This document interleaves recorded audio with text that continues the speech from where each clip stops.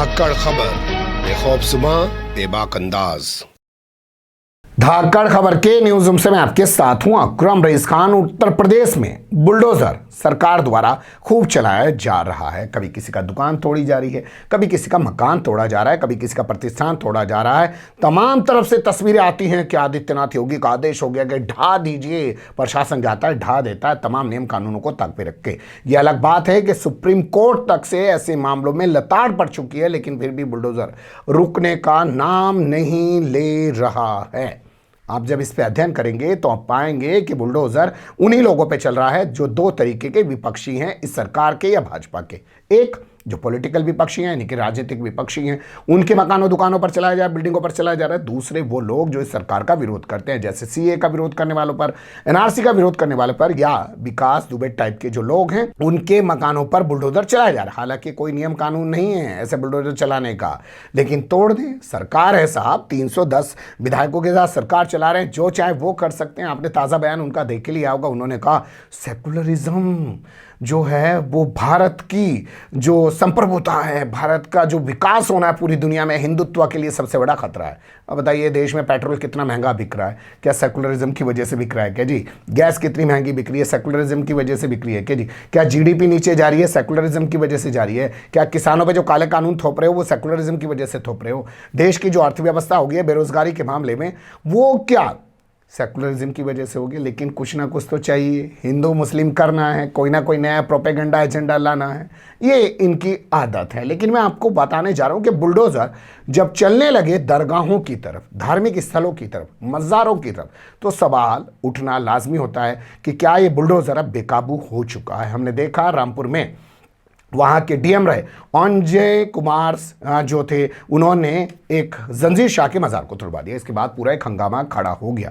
इन पर तो कोई कार्रवाई हुई ना। हालांकि बाद में इन्होंने कहा कि मज़ार तो पूरा बनने नहीं दूंगा, कब्र बनवा देता हूँ, उसकी जो है हदबंदी करवा देता हूँ, और पूरे मामले को सुलटा दिया। इनाम के तौर पर इनको मुरादाबाद का कमिश्नर बना दिया गया है। क्यों कमिश्नर बनाया गया, ये धाकड़ खबर की आप एक रिपोर्ट में देख चुके हैं, आपके सामने आ चुका है। इसी तरीके से बरेली में जो बरेली का डेवलपमेंट अथॉरिटी है वो जाके वहाँ पे एक मज़ार को तोड़ देता है, वहाँ पे एक हंगामा खड़ा हो जाता है। बाद में कहते हैं नहीं जी गलती से हो गया, इसको दोबारा ठीक करा देते हैं।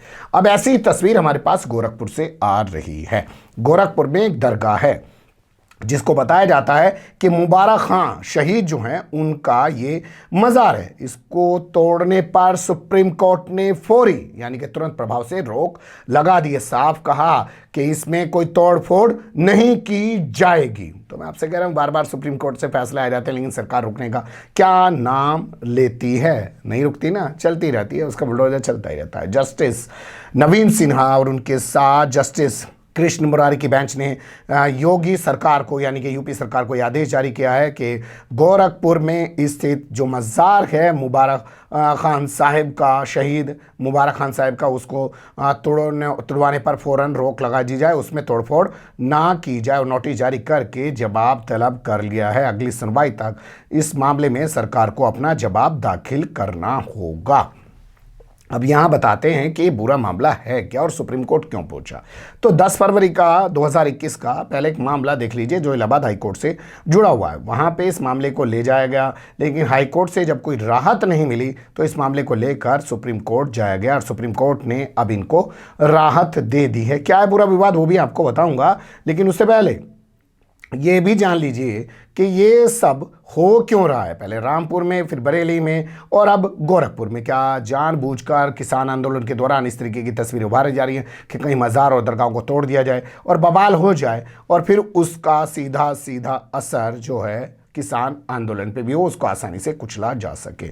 जीडीए यानी कि गोरखपुर डेवलपमेंट अथॉरिटी 9 फरवरी को एसपी को एक लेटर लिखती है, जो एसपी सिटी है यहाँ के, उन्हें कहती है कि हमें मज़ार तोड़ने के लिए, दरगाह तोड़ने के लिए, वहाँ से अतिक्रमण हटाने के लिए पुलिस फोर्स चाहिए। ये लेटर की जानकारी सामने आने के बाद ये लोग सुप्रीम कोर्ट पहुँच जाते हैं, और सुप्रीम कोर्ट से अब इस मामले में आदेश आ जाता है कि आप मज़ार नहीं तोड़ेंगे।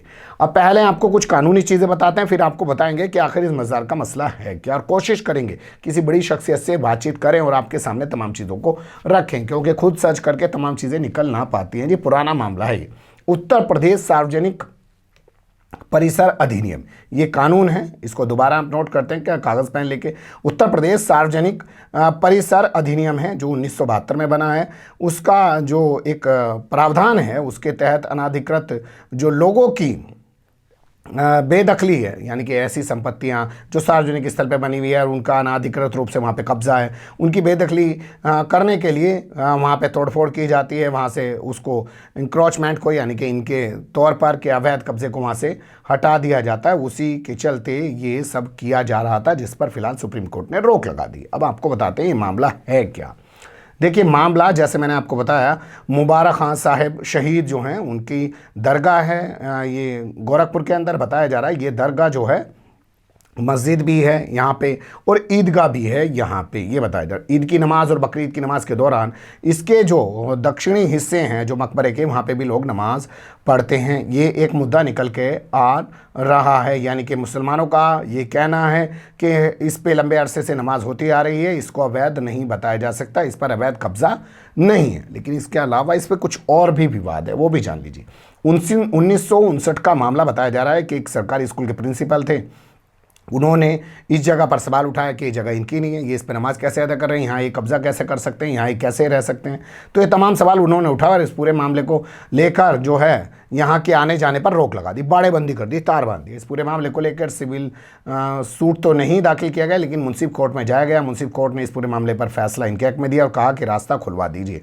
वो फैसला जो आया वो 1963 में आया, 3 सितंबर 1963 को। उसके बाद से मामला ठंडे बस्ते में पड़ा हुआ है। लेकिन अब आदित्यनाथ योगी हैं साहब, 310 विधायकों के साथ प्रचंड बहुमत के साथ बैठे हैं, तो अधिकारियों को सूद आती है या कोई आया होगा आरएसएस वाला जाग गया, वो नगर अरे यार ये मामला बहुत दिनों से पेंडिंग पड़ा है यार, इस मामले को उठाओ, इस मामले को निपटवाओ, इस बुलडोजर तो चल ही रहा है, इस दौरान अगर ये साफ हो जाएगा तो मज़ा आ जाएगा। तो 29 जून 2019 को इस मामले को हवा दी जाती है। हवा दी जाने के बाद जो यहाँ के राजस्व अधिकारी हैं वो अपने अधीनस्थ अधिकारी को कहते हैं भाई इस मामले में एक रिपोर्ट पेश करो। वहाँ से एक रिपोर्ट आती है जिसमें कहा जाता है कि 18 लोगों ने वहाँ पे अवैध कब्जा कर रखा है जी। वो तो ऐसे रखे, अच्छा ठीक है इनको नोटिस जारी कर दो। नोटिस जारी कर दिया जाता है और उनके नोटिस का बिना जवाब इंतज़ार किए वहाँ पे तोड़फोड़ की प्रक्रिया शुरू कर दी जाती है। यानी कि एक बार वहाँ पे तोड़फोड़ कर दी गई है। ये तोड़फोड़ की गई है 29 दिसंबर 2020 को। इसके बाद ही ये मामला हाई कोर्ट पहुंचा था और अब ये मामला जाके सुप्रीम कोर्ट पहुंचा है। इन पक्षकारों का कहना है कि हम अवैध कब्जाधारी नहीं हैं, हमें अपना पक्ष रखने का मौका दिया जाना चाहिए। और जो 1963 में केस दाखिल हुआ था मुंसिफ कोर्ट में, 1963 में फैसला आया था, उसके आधार पर इस मामले को देखा जाना चाहिए। 18 लोगों को चिन्हित कर तोड़ने की कोशिश की जा रही है। इसमें बहुत सारे सवाल अभी भी बाकी हैं कि पूरा घटनाक्रम आखिर है क्या और अभी 1963 के इस मामले को 2019 में क्यों हवा दी जा रही है। या इसको आप ऐसे भी समझ सकते हैं जैसे आजकल काशी को हवा दी जा रही है, जैसे मथुरा को हवा दी जा रही है, तो चुन चुन के ऐसी चीज़ों को हवा दी जा रही है। ये भी आपको समझने की ज़रूरत है कि सरकार अपने आखिरी साल के कार्यकाल में दाखिल हो चुकी है। 19 मार्च को अपने 4 साल पूरे होने का जश्न मनाने जा रही है। इसे पता है विकास तो कुछ हुआ नहीं है, इस मुद्दे पे तो पब्लिक के बीच जा नहीं सकते। तो किस मुद्दों पे जा सकते हैं? सिर्फ हिंदू मुस्लिम के एजेंडे सेट करके, लोगों के बीच नफरत फैला के, विवाद खड़े करके, नए नए मुद्दों को जन्म देकर फिर से सत्ता हासिल कर सकते हैं। बने रहेगा धाकड़ खबर के साथ।